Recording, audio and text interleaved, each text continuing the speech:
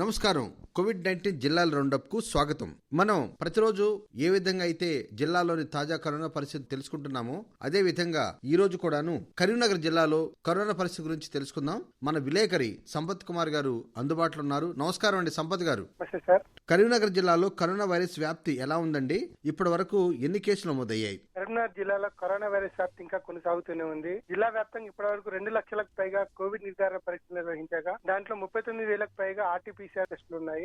దీని ద్వారా దాదాపు 9,054 కోవిడ్ నిర్ధారణ అయినట్టు గుర్తించారు. 1,53,000 ర్యాపిడ్ యాంటీజెన్ టెస్టులు నిర్వహించగా దాని ద్వారా 11,500 వరకు కూడా కోవిడ్ నిర్ధారణ అయినట్టు అధికారులు ధృవీకరించారు. మొత్తంగా చూసుకుంటే కరీంనగర్ జిల్లాలో ఇప్పటి వరకు 20,354 కరోనా పాజిటివ్ కేసులు నమోదయ్యాయి. 19,200 మంది పూర్తిగా కోలుకుని క్షేమంగా ఉండగా 1,100 మంది మాత్రమే ఈ కోవిడ్ బారిన పడి ఉన్నారు. జిల్లా వ్యాప్తంగా చూసుకుంటే ఇప్పటివరకు దాదాపు 186 మంది మృతి చెందారు. బతుకమ్మ దసరా పండుగలు వచ్చాయి కదా, మరి ఈ పరిస్థితుల్లో కరోనా వ్యాప్తి ఎలా ఉందండి? తెలంగాణ రాష్ట్రంలో బతుకమ్మ దసరా పండుగలు అంటేనే సమిష్టిగా జరుపుకునే పండుగలు. కోవిడ్ నిబంధనల అనుగుణంగా పండుగలు జరుపుకోవాలని చెప్పి అధికారులు పదే తెలియజేస్తున్నప్పటికీ కొంతమంది నిర్లక్ష్యంగా వ్యవహరించడం వల్ల వ్యాప్తి చెందినట్టు అధికారులు చెప్తున్నారు. బతుకమ్మ పండుగ కంటే ముందు వరకు కూడా జిల్లాలో 40, 30, 50 వరకు మాత్రమే నమోదైన కేసులు ఈ బతుకమ్మ దసరా పండుగల తర్వాత 90 వరకు కూడా ఇప్పుడు జిల్లాలో కేసులు నమోదవుతున్నాయి. మరి జిల్లా యంత్రాంగం కరోనాను నియంత్రించేందుకు ఎటువంటి చర్యలు తీసుకుంటుంది? కరీంనగర్ జిల్లాలో జిల్లా కలెక్టర్ శశాంక కరోనాపై ఒక ప్రత్యేకమైన దృష్టి సారించారు. అనేక సార్లు జిల్లా వైద్యాధికారులతో ఇతర సిబ్బందితో ప్రత్యేక సమావేశాలు నిర్వహించి ఎప్పటికప్పుడు వారికి ఒక తగు సూచనలు చేస్తున్నారు. ప్రస్తుతానికి కరీంనగర్ జిల్లా కేంద్రంలో శాతవాహన యూనివర్సిటీలో హోమ్ ఐసోలేషన్ సెంటర్ ఒకటి ఉండగా తిమ్మికుంట ప్రభుత్వ మహిళా డిగ్రీ కళాశాలలో ఒక హోమ్ ఐసోలేషన్ సెంటర్ ఉంది. అయితే కోవిడ్ బారిన పట్ల ఎవరినైనా కూడా ఈ కేంద్రాల్లో వారికి చికిత్స అందే విధంగా అధికారులు ముందుకు సాగుతున్నారు. ఇటీవల రాష్ట్ర వ్యాప్తంగా భారీ వర్షాలు కురిశాయండి. ఆ తర్వాత వరి ధాన్యం కొనుగోలు మొదలైంది. మరి జిల్లాలో ఎన్ని కొనుగోలు కేంద్రాలు ఉన్నాయి?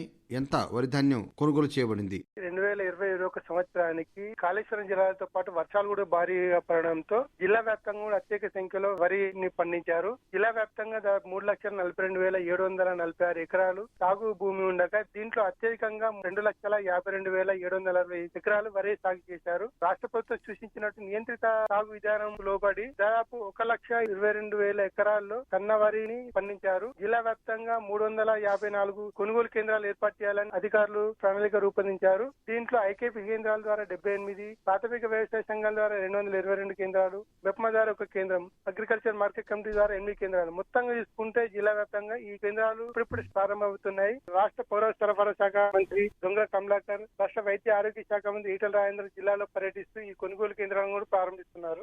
బాగుందండి. గ్రామీణ ఉపాధి హామీ పనులు ఏ విధంగా సాగుతున్నాయి జిల్లాలో? కరీంనగర్ జిల్లాలో గ్రామీణ ఉపాధి పనులన్నీ చురుకుగా సాగుతున్నాయి. దేశవ్యాప్తంగా అత్యధిక గ్రామీణ ఉపాధి హామీ పనులు చేసిన జిల్లాల్లో కరీంనగర్ జిల్లా కూడా ఒకటి ఉండడం విశేషం. జిల్లాలో ఇప్పటి వరకు 22 లక్షల పని దినాలు కల్పించారు. అయితే ఈ పని దినాలలో కేంద్ర ప్రభుత్వం ఎవరైతే ఎక్కువ పని చేస్తున్నారో కుటుంబ సభ్యులకు జీవనోపాధి కల్పించడానికి ఉన్నత అనే ఒక కార్యక్రమాన్ని చేపట్టింది. 2018-19 సంవత్సరంలో 100 రోజుల పని పూర్తి చేసుకున్న కుటుంబం కానీ ఆ కుటుంబ సభ్యులకు గానీ ఉన్నతి కార్యక్రమానికి వారు అర్హులు. జిల్లాలో ఇప్పటి వరకు ఈ 100 రోజులు పనిచేసిన 5,497 మంది కుటుంబాలు ఉన్నట్టు అధికారులు గుర్తించారు. ఈ అన్ని కుటుంబాల్లో దాదాపు 4,000 కుటుంబాలను పూర్తి సర్వే చేసి వారందరూ గుర్తించి వారికి జిల్లాలోని ఆర్సిఐటి, కేవీకే ప్లస్ బీపీఓ అనే సంస్థల ద్వారా ఉచిత శిక్షణ అందిస్తున్నారు. ఈ ఉచిత శిక్షణలో వారికి రంగంలో అంటే వ్యవసాయ అనుబంధంతో పాటు ఇతర రంగాల్లో వారికి ప్రత్యేక శిక్షణ ఇస్తున్నారు. ఈ శిక్షణ కాలం ఉచిత భోజనం కల్పిస్తున్నారు. ట్రైనింగ్ సమయంలో కూడా వీరందరికీ కూడా ఈ 230 రూపాయలు ఇవ్వాలని చెప్పి ప్రభుత్వ ఆదేశాలు ఉన్నాయి.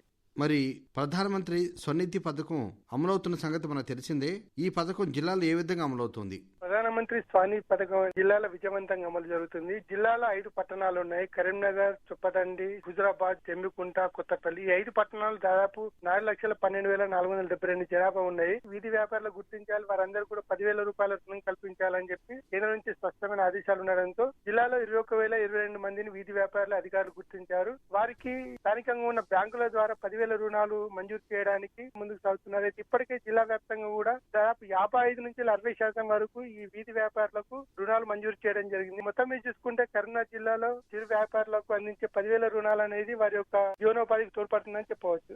కరోనా నేపథ్యంలో జిల్లాలో తాజా పరిస్థితులను వివరించినందుకు ధన్యవాదాలండి సంపత్ గారు. అదండి కరీంనగర్ జిల్లాలో తాజా కరోనా పరిస్థితి. మరి మరో రోజు మరో జిల్లాలో కలుసుకుందాం. అంతవరకు సెలవు. నమస్కారం.